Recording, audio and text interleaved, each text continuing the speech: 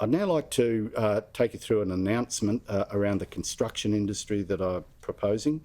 And also, you'll recall that yesterday we announced that our roadmap to reopening in a COVID-safe way, and reiterating that how thankful I am to industry for their honest and frank discussions that they've had with both myself, departmental representatives, the discussions that they've had with Minister Allen and Minister Pakula as well. This has been quite an exhausting process, but their contribution, their hard work, whether it be employer organisations or unions, has been outstanding.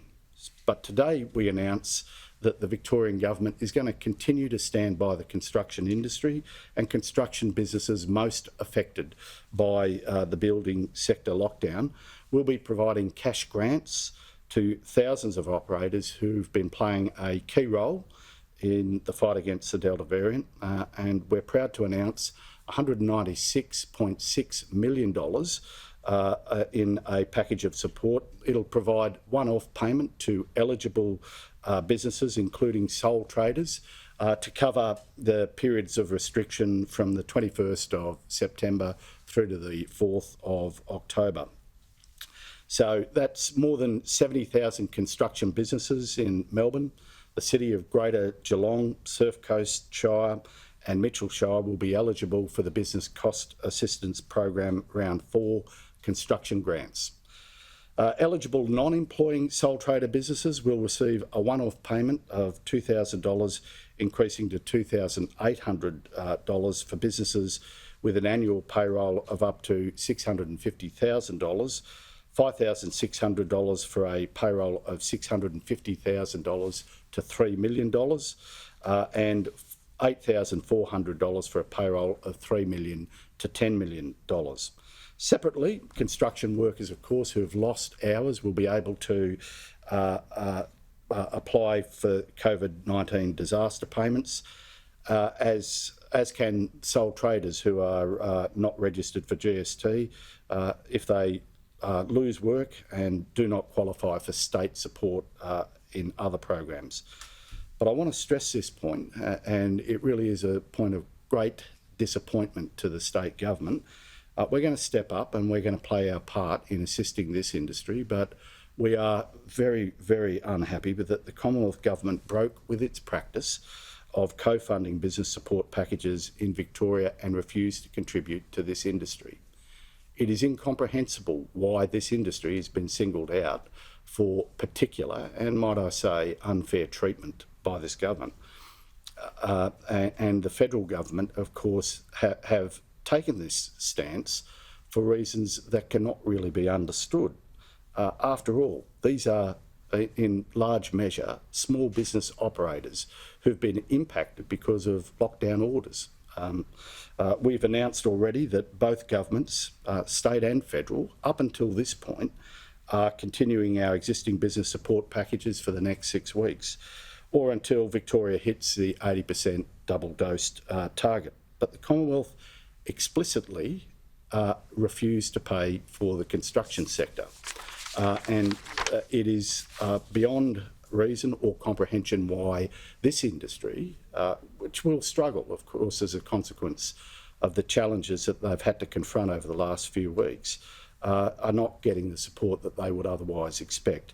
The construction grants would have been doubled if the Commonwealth Government had not refused to contribute to the Victorian construction industry and therefore broke its well-established principle of co-funding business support packages with us on a 50-50 basis across the country. So to those businesses who are a bit aggrieved about the fact that they find these payments less than they would see as being appropriate in the circumstances, can I assure you that the state government is far from happy about the fact that the Commonwealth is not maintaining the principle of cooperation and co-payment through this process. And I do make the point that this is despite the fact that the Commonwealth funded a similar program to support construction businesses in New South Wales.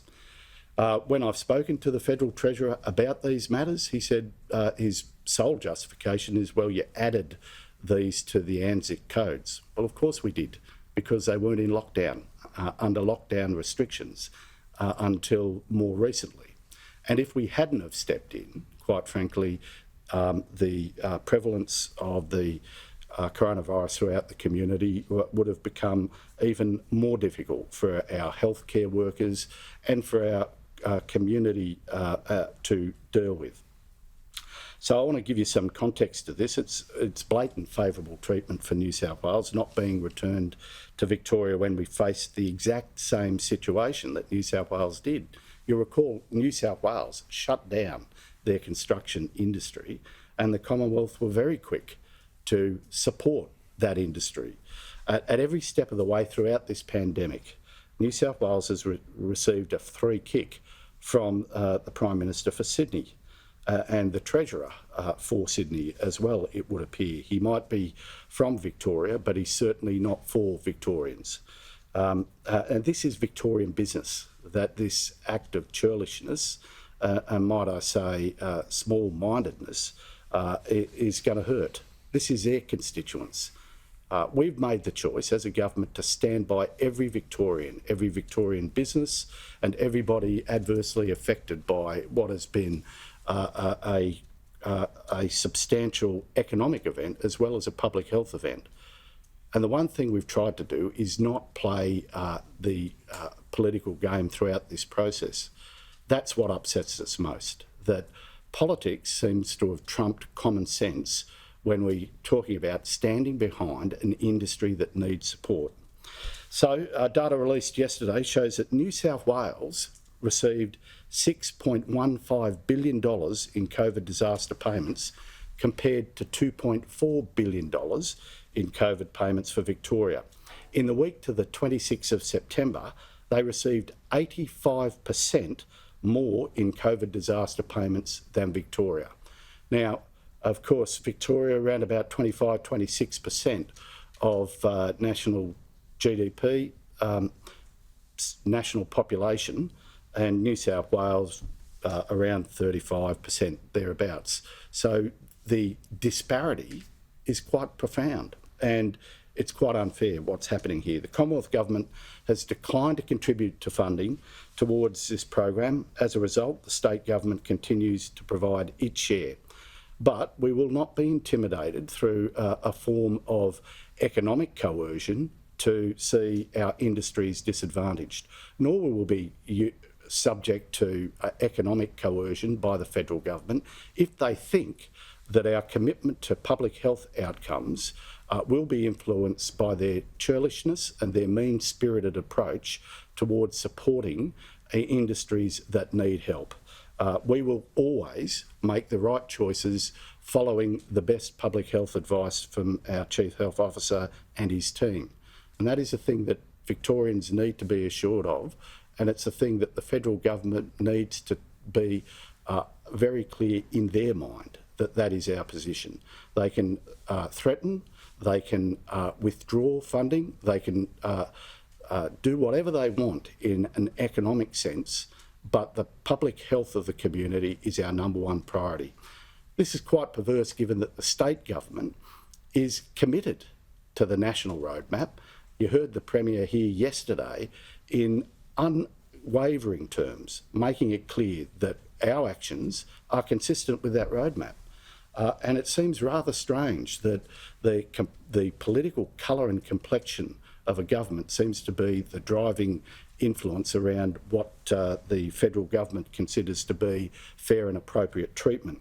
And it's not us that they're hurting in large measure. It's these businesses and it's the Victorian community. So the construction industry has operated in some form throughout this pandemic. The 2-week shutdown is expected to result in a reset and a realignment on compliance and enforcement. When the states were left to do the heavy lifting, keeping the people in jobs and industries afloat as we battle the global pandemic, it was Victoria who dragged the federal government kicking and screaming to do its bit and to help out. And the first opportunity that they got to run away from their responsibilities, they took. Now, I don't know how much money matters to our federal government, despite the fact that they've seen a very substantial improvement in their budgetary position as recently as the last day or two. But I would have thought it really speaks volumes about their priorities. So apparently it's not a race when it comes to vaccinations, but it is a race when it comes to ending financial support for businesses doing it tough. If only they'd acted this urgently when it came to having meetings with Pfizer. So now again, we find ourselves in a situation where Victorian workers and businesses have been abandoned yet again by their federal government. So if the federal government, if the Prime Minister wants us to stop calling him the Prime Minister for New South Wales, well, he has to stop acting like it. Today's support is targeted where it's needed most, and Victorians are standing up to deliver what industry needs and what industry deserves. It's fair. In fact, it's more than fair. It's an imperative that we make sure that industry gets the resourcing they need. What's incredibly disappointing about this is a federal government who've sought to be miserly with money or malevolent in terms of preferential treatment against people and businesses who are all doing it tough and all deserve a fair shake. And ultimately, this will come down to the quality of the government's response. The federal government left people behind when they needed it most. This state government will continue to be there to support, within the parameters of our capacity, the building and construction industry. But make no mistake, this is churlishness, this is mean-spirited behaviour, and it hurts an industry that doesn't deserve this treatment.